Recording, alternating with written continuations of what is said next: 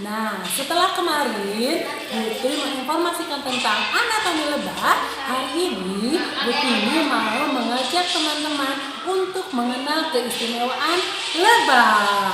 Kira-kira ada yang tahu nggak ya keistimewaan lebah itu apa saja? Mau tahu?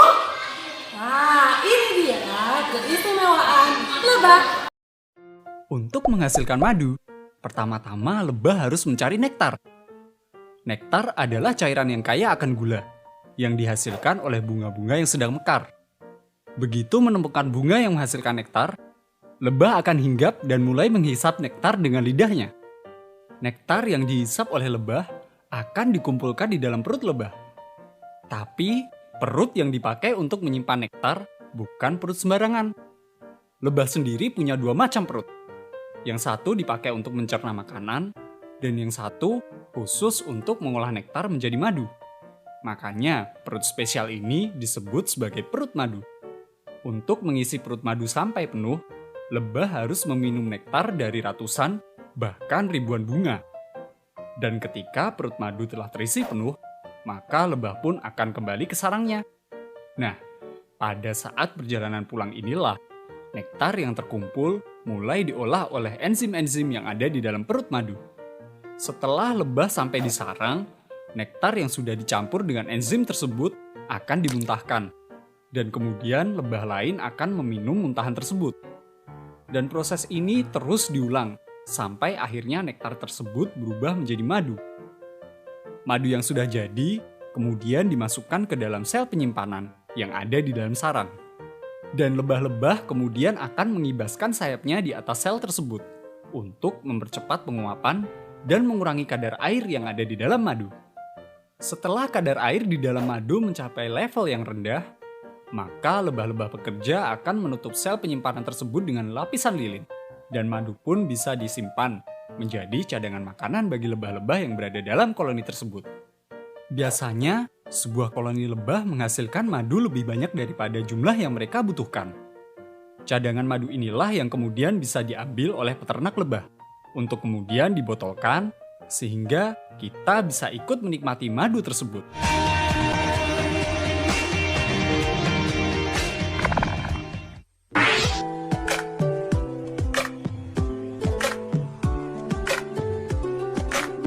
Belum semua orang tahu bahwa sarang lebah mampu menampung hingga 80.000 ekor lebah di dalamnya.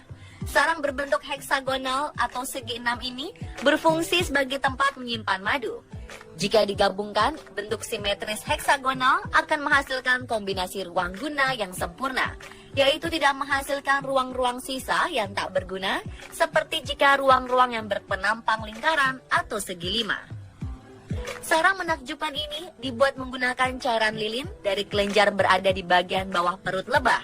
Meskipun terlihat sangat ringan, sarang ini cukup kuat untuk menahan simpanan madu yang dihasilkan. Hal inilah yang membuat sarang lebah dianggap sebagai karya arsitektur yang besar dalam dunia serangga.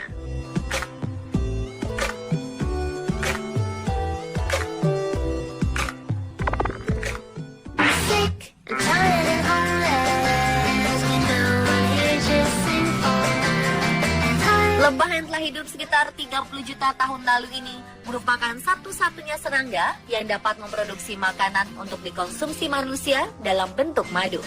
Ajaibnya, produksi madu dari lebah ini memiliki beragam manfaat bagi manusia karena mengandung semua zat yang diperlukan untuk mempertahankan kesehatan, seperti enzim, vitamin, mineral, dan air. Yang lebih menakjubkan lagi, madu ternyata juga mengandung pinosambrin, yaitu sebuah antioksidan yang dapat meningkatkan fungsi otot.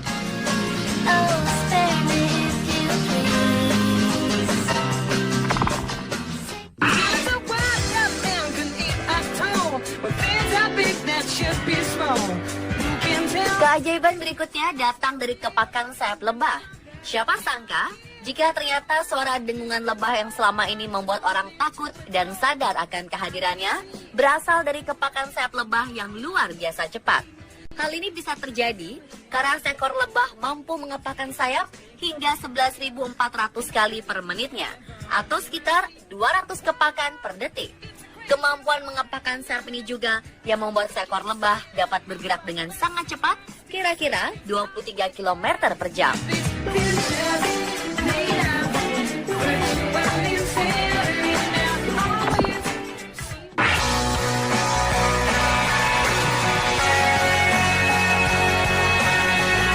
Jika dibandingkan dengan lalat yang hanya memiliki 62 reseptor penciuman dan nyamuk yang hanya memiliki 79 reseptor penciuman, maka jumlah reseptor penciuman pada lebah yang mencapai 170 sangatlah luar biasa banyak.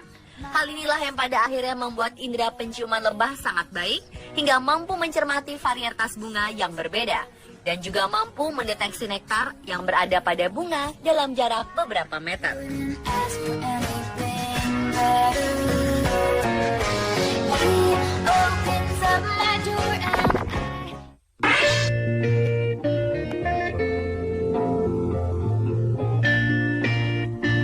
Lebah yang berada dalam sebuah koloni ternyata mampu terbang sejauh 90.000 mil atau sekitar 144.000 km untuk mengumpulkan madu loh.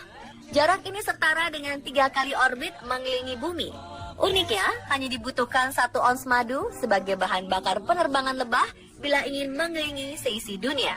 Sungguh keajaiban yang luar biasa ya.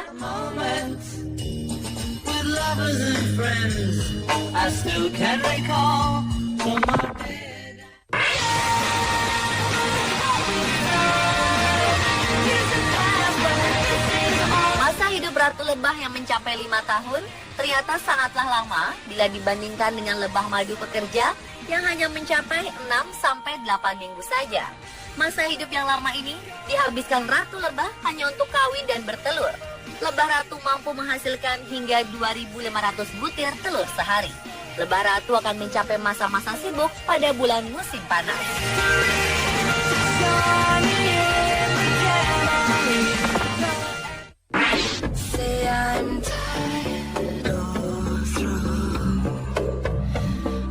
Hal ajaib yang terakhir yaitu ternyata lebah mampu mengkomunikasikan informasi rumit dengan menggunakan tarian loh.